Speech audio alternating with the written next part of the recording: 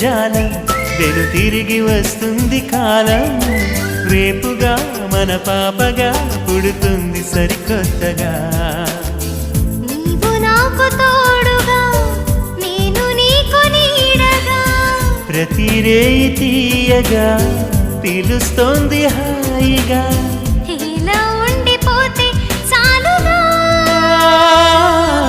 నువ్వంటే నాకిష్టమని